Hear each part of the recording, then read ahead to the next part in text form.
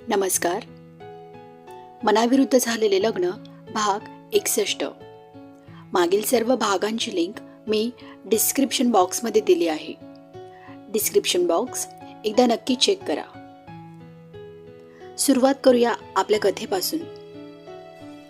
त्यांनी guide higher केला आणि त्यानुसार सगळे पॉइंट्स पाहू लागले. महाबळेश्वर मंदिर पाहण्यासाठी ते मार्गस्थ झाले. गाईड प्रत्येक पॉइंटची माहिती देत होता आणि ते दोघं होऊन ऐकत होते. महाबळेश्वर मंदिर, पंचगंगा मंदिर दर्शन घेण्यास खरंच निसर्गाची नवलाई आहे. डोळे दिपवून जातात अशी हिरवळ पाहून. डोळ्यांना पण शांतता लागते या हिरवळीने, असं सुहास म्हणाला. पण माया मनात काहीतरी वेगळं झालं आणि तिचा मूड थोडा मजेचा झाला. पण इथे तर कुठेच हिरवळ नाहीये, हिरवळ दिसतच नाहीये. तुमच्या नजरेला समाधान देणारं कारण इथे पर्यटक मुळीच नाही. त्यात हिरवळ तर अजिबात नाहीये, माया कपाळाला आढ्या आणून म्हणाली. तिला हसायला येत होतं, पण तिनं हसू दाबून ठेवलं. सुहासला तिच्या म्हणण्याचा अर्थ समजला नाही, पण तिच्याकडे त्यानं आश्चर्यानं पाहिलं. तेव्हा तिच्या मिश्किल हसण्यानं त्याला तो अर्थ समजून गेला. हो का, एवढे छान फुललेलं लाल गुलाबाचं फूल असताना हिरवळीची काय गरज आहे? इकडे या गुलाबानं गुंतवून जे ठेवलं आहे मला. सुहास तिच्या गालावर आलेले केस हळूच कानामागे घेत तिच्या भाषेत तिला उत्तर देत म्हणाला. तशी ती एकदम चपापली, कारण सुहास आणि असं बोलणं विरोधाभास होता तिच्यासाठी. सुहास, तुम्ही आणि असं फ्लर्टी बोलणं सरप्रायझिंग, रिअली, ती म्हणाली. तसं त्याने तिचे ओठ बंद केले. काय करणार, बायकोला बुद्धू आवडत नाही तर मग असंही करावं लागलं आम्हाला. हातांची घडी घालून तो म्हणाला. तसं ती त्याला बिलगली. त्यानं लगेच आजूबाजूला पाहिलं. त्याला कसं तरी वाटलं, पण कोणीच नव्हतं तिथं. असणारे लोक खूप दूर होते. त्यानं तिला झटकन बाजूला केलं. निघूया ना पुढं, स्पॉट्स बघून घेऊ. तो तिला टाळत पुढे निघाला, पण ती नाराज झाली. त्याचं असं तिला दूर करणं तिला हट करून गेलं. ती जड पावलांनं त्याच्या मागं निघाली. जवळजवळ 10-15 मिनिटात ते तिथून निघाले.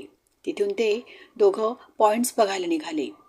मंकी पॉईंट्स पाहिल्यावर खरंच या दोघांनी तोंडात बोटं घातली, कारण खडकात निसर्गतः बनलेली 3 माकडे पाहून खरंच निसर्गाची नवलाई जाणवली त्यांना. सुहास बघा ना, निसर्गतः सर्वात कुशल कलाकार आहे. आपण एवढ्याशा गोष्टीने लगेच गर्व करू लागतो, पण मानव या निसर्गापुढे शून्य आहे. माया मंकी पॉईंट्स पाहून म्हणाली. हो, अगदी बरोबर बोललीस तू माया. या जगात एकापेक्षा एक वरचढ आहेत लोक, पण आपण अर्ध्या हळकुंडानं पिवळे असतो. निसर्गतः हा स्वतः एक असा कारागीर आहे ज्याच्या निर्मितीला तोड नाही. माणूस सर्व करू शकतो, पण निसर्गाला हरवू शकत नाही. शेवटी निसर्गापुढं सगळेच हतबल आहेत, पण मनुष्य प्राण्याला खूप गर्व. त्याला सर्व मुठीत हवं असतं, पण तो हे विसरतो की आपण निसर्गाच्या मुठीत आहोत. सुहास म्हणाला. दोघं एक एक पॉईंट्स पाहत पुढे सरकत होते. प्रत्येक वेळी पायऱ्या चढून जावं लागत होतं, पण निसर्ग सौंदर्य पाहून थकवा क्षणात गायब होत होता. अँडसन पॉईंट पाहून ते काही पॉईंट्सवर गेले. तिथून दिसणारा व्ह्यू खरंच कॅमेऱ्यात बंदिस्त करण्यासारखा होता. या ठिकाणी अनेक फिल्म्सचे शूटिंग झालेत, म्हणून याला शूटिंग पॉईंट पण म्हणतात, ते गाईडनं सांगितलं. तिथून ते मॅप्रो गार्डनकडे गेले. तिथे स्ट्रॉबेरी, मलबेरी यांची खरेदी करून दोघांनी स्ट्रॉबेरी आईस्क्रीमचा आस्वाद घेतला आणि ते टेबल लँड पॉईंटवर पाहायला गेले. टेबलसारखा मोठा सपाट भूभाग असल्याने या भागाला टेबल अँड पॉईंट असं म्हणतात. तिथे दोघांनी हॉर्स रायडिंग केलं. गाईडच्या मते वेण्णा लेक परिसरात हॉर्स रायडिंग. सुहास तर माझ्यासोबत रायडिंग करून खूप खुश होता. तोही तिच्या आनंदात आनंद शोधत होता. तिथून ते ऑर्थर सीट पॉइंटला आले. इथं त्यांना 2-3 पॉइंट्स एकत्र पाहायला मिळाले. साहेब, या पॉइंट्सला हे नाव का पडलं आहे माहिती आहे? येथे सर ऑर्थर रोज येऊन आपल्या मुलाला आणि बायकोची वाट बघत असत. त्या दोघांचे या सावित्रीच्या खोरात अपघाती निधन झालं होतं. त्यांची वाट पाहून एक दिवस नैराश्येत त्यांनी स्वतःला या ठिकाणावरून दरीत उडी घेऊन स्वतःचं जीव संपवलं. स्वतःचं जीवन संपवलं. म्हणून याला सुसाईड पॉइंट पण म्हणतात. गाईड माहिती सांगत होता आणि या दोघांच्या चेहऱ्यावरचे भाव बदलत होते. बिहाइंड धिस पॉइंट कसं आहे ना, मनाला समाधान वाटावं म्हणून आपण येथे येतो. पण या ठिकाणी कुणीतरी असंच दुःखाची सावली घेऊन कायमचं निघून गेलं. त्याच ठिकाणी सर्वजण आनंद शोधायला येतात, माया म्हणाली. पण व्यक्तीच्या आयुष्यात त्याचे कुटुंब हेच सर्व काही असतं. कुटुंब हे सर्वस्व असतं. त्याशिवाय जगणं खूप मुश्किल असतं. प्रेमाच्या मोहोळ जाळ्यात आपण अडकलेले असतो.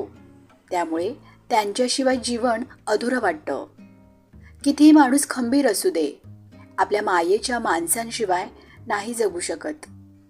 सुहास खूप हळवा होत म्हणाला. तशी ती हतबल होऊन त्याच्याकडे पाहू लागली. तिनं त्याच्या हातावर हात ठेवला आणि डोळ्यांनी आधार दिला. कसं असतं ना, काही जण इतके हळवे असतात की ते दुसऱ्यांचं दुःख, मग त्याचा आपला काही संबंध नसला तरी ऐकूनही भावुक होतात. तसाच सुहास होता. एक पुरुषसुद्धा हळवा असतो. मग त्याला कमजोर नाही समजायचं, तर त्यालाही मन असतं. हे आपण समजून घ्यायचं असतं. अशावेळी पत्नी हीच त्याची शक्ती बनून राहते. साहेब, मी तुम्हाला बॉटल कॅप घ्यायला सांगितली होती, ती काढा बाहेर, तो गाईड म्हणाला. का रे, हे घे. याची काय गरज आहे? तेही इथे, मायानं नवलाईनं विचारलं.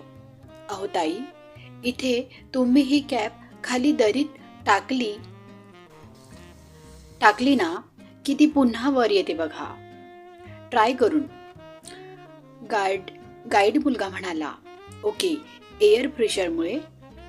टू गुड, माया शॉक होऊन म्हणाली. खोल दरी, त्यातून मुक्तपणे निघालेल्या नदीच्या निर्मळ पाण्याचा संथ प्रवाह, थंडगार वारा, हिरवळीने नटलेला परिसर आणि पायघडा घातलेला सह्याद्रीचा डोंगर. निसर्गाचे वरदान मिळाले आहे या महाबळेश्वरला. महाराष्ट्राचं स्वर्गच जणू. मन प्रफुल्लित होऊन जातं इथं सुहास. समोरचं दृश्य पाहून मायानं वेगवेगळ्या अँगलने फोटो काढायला सुरुवात केली. सुहासला आवडत नसलं तरी त्यानं तिला साथ दिली.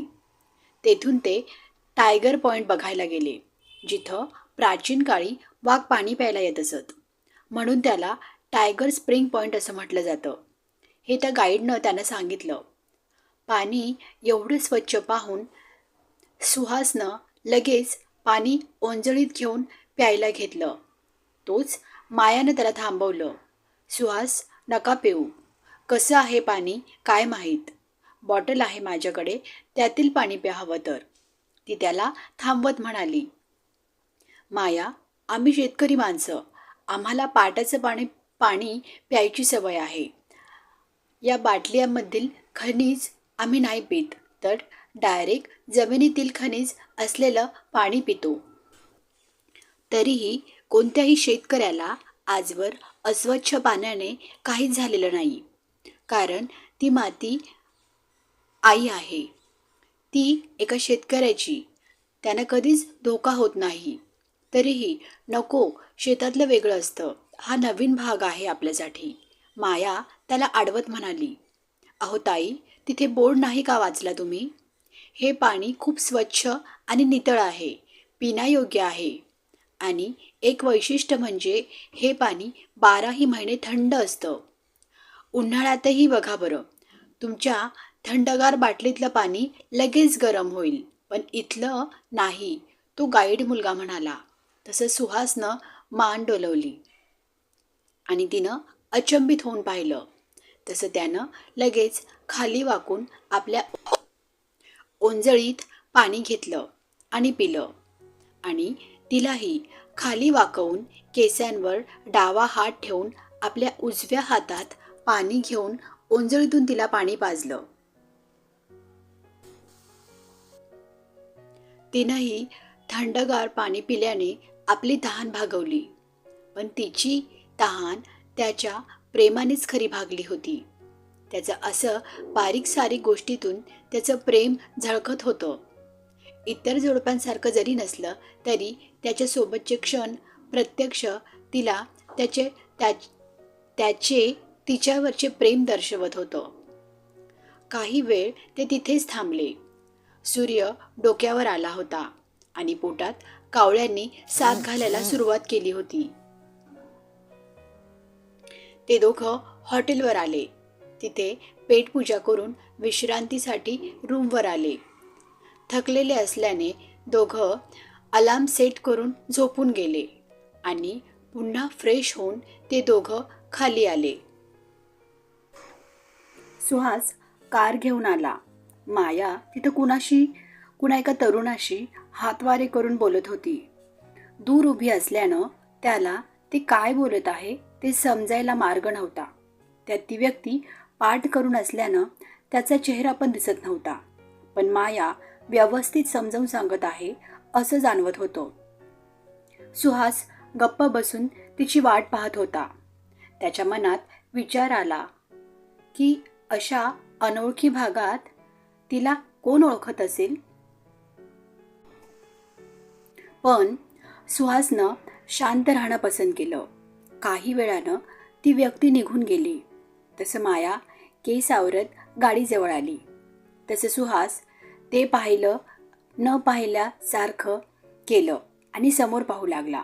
ती आली आणि काहीच न झाल्यासारखं निवांत येऊन गाडीत बसली, पण तिनं त्याला काही सांगितलं नाही याचं त्याला वाईट वाटलं. त्याला शंका आली नव्हतीच, पण तिने स्वतःहून सांगावं असं त्याची अपेक्षा होती. त्याला तिच्यावर पूर्ण विश्वास ठेवला आणि गाडी वेण्णा लेककडे वळवली. काही वेळानं ते दोघं वेण्णा परिसरात पोहोचले. गाडी पार्क करून ते दोघं बोट बाबतीत विचारायला गेले. एका कोपऱ्यात उभं होती माया. खूप वेळ रांगेत उभं राहून सुहासनं जाऊन बोटचं तिकीट घेऊन आला.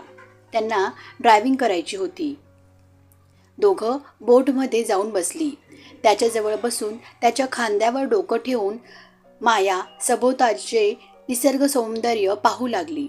त्याला थोडंफार वेगळं वाटत होतं, पण त्यानं तिला अडवलं नाही. पुढील भाग पाहायला विसरू नका. लवकरच भेटू. तोपर्यंत धन्यवाद.